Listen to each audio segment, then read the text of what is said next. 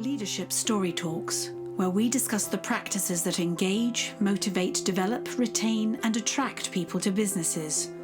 We'll give you principles and tools based on real-world stories to leverage listening and storytelling to become a better leader and management professional.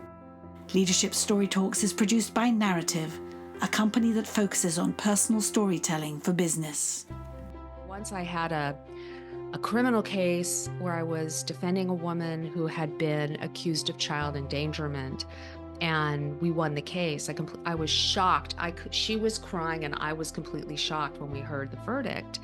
And in the hallway, on the way to the elevators, the jurors were mingling outside the elevators, and we were all standing there at the same time. And my client said, "Thank you. And thank you so much." And the woman, a few of them were standing together, and one of them said to her, "Anything we can do to help." And I thought, wow, there really is, if I can make people feel like they want to help my client, I'm doing something right. All right, that was Jennifer Gardner, and we're going to talk a little bit about what that interview was like, and really the power of storytelling and how she connected it with her practice as a lawyer. But before we get into all of that, what were your impressions? What did you get out of this? Jennifer is in the information sharing business. She's teaching lawyers how to take the information they're going to share with their students or their clients and showing people how to disrupt listening by the use of her body, her voice, some theatrics, some improv, and it really does help. And why don't you talk about that great example that she had there? Yeah. Well, we just heard, this great kind of conclusion of her delivering her arguments, and she's looking for a particular verdict that's going to be beneficial to her client. Of course, she gets the verdict, and after she gets the verdict, they're all milling around the elevator, and some of the jurors are right there, and they turn to her client and say, "Are you okay? How can we help you now?" Which is really, that's what really struck me about that story, is that it didn't stop at the call to action. You've got a story, and part of your story is then you end with a call to action, and then you hope that everyone is going to embrace that call to action. And if they do, that's success, right? But in this case, not only did they embrace the call to action and go the way that Jennifer wanted it to go, there was actually that bonus, which was even more powerful. And I think, to me, that reflects something that is important to remember, that, when you have a great story to tell and you're using it to persuade others to do something for the greater good, let's say, or certainly that's going to be beneficial to your enterprise, remember that it doesn't just stop at the call to action, that once you got what you wanted from it, stick around, mill around. I'm using that almost like a metaphor. Go to that elevator and see what's around and what people are talking about afterwards, because then that's when people might come up to you and say things like that, and offer something else, offer something additional. So it's not like stand-up comedy where you've done your bit and then you drop the mic and you leave the stage. No, it's actually quite the opposite, right? You get off the stage and then you mill around with the people and you hear what they have to say about your story, what their responses are, because that's gold. That's so much great information that you get from that. And I thought of that story so many times because there was so much magic in that moment. And it shows that the story is going to travel. And it's going to also inform how people experience other similar stories where we can break down our assumptions and really think, do I really have all the information at hand about that individual and their circumstances?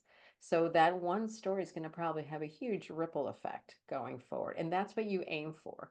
And the other thing too is we've talked about this in numerous occasions.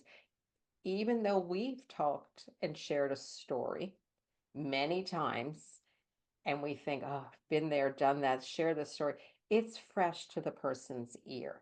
So finding ways to connect it and make it relevant to your listener, it makes a big difference. And that's where it comes across in the best way possible. You're sharing a truth, you're sharing something important that happened, but you're not doing it in a robotic way. And I think it's the active engagement and the ebb and flow of that relationship is going to make a difference. So yeah, it was very interesting. And I love the fact that she thought on out of the box about what skills she's going to learn, things that she didn't learn in traditional law school, and how to make people play with the thoughts and the information they have. Yeah, yeah.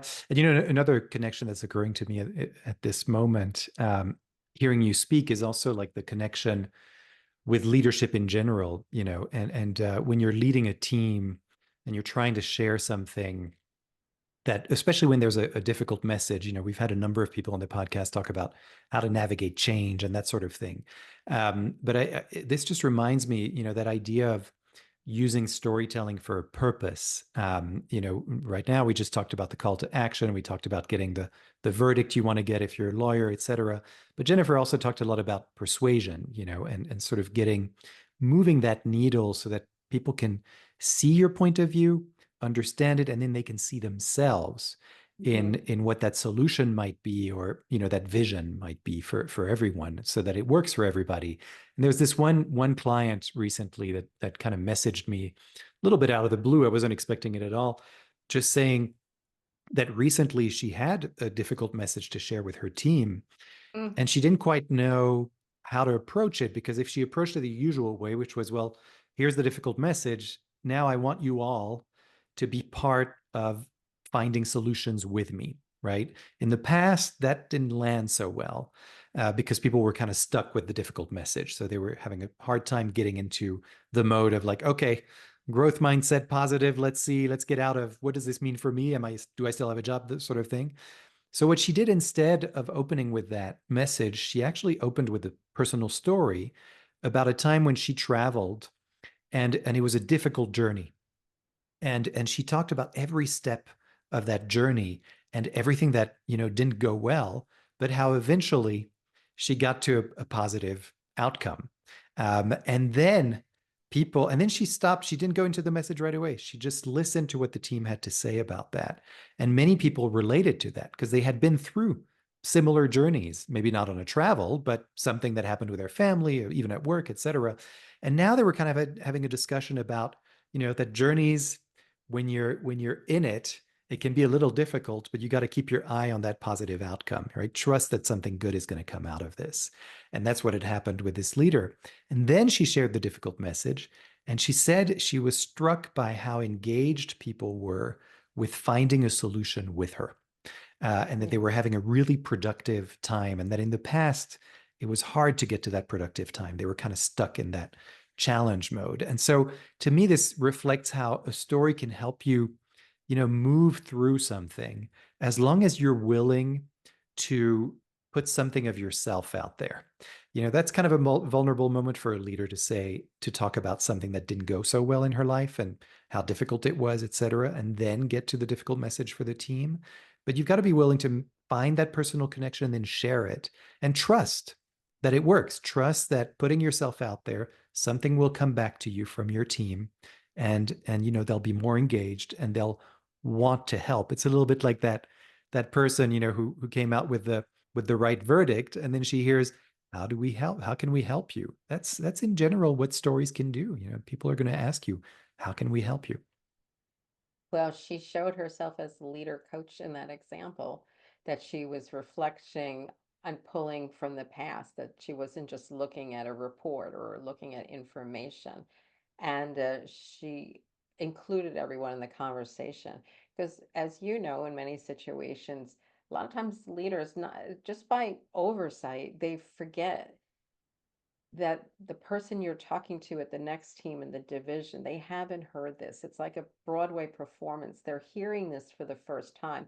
You might be exhausted because you've said, I've had to deliver this message of some challenges so many times, but how to keep it fresh, how to keep it approachable, how to meet people where they are and let them absorb things Hmm. and give them a chance to react and not just expect instant solutions.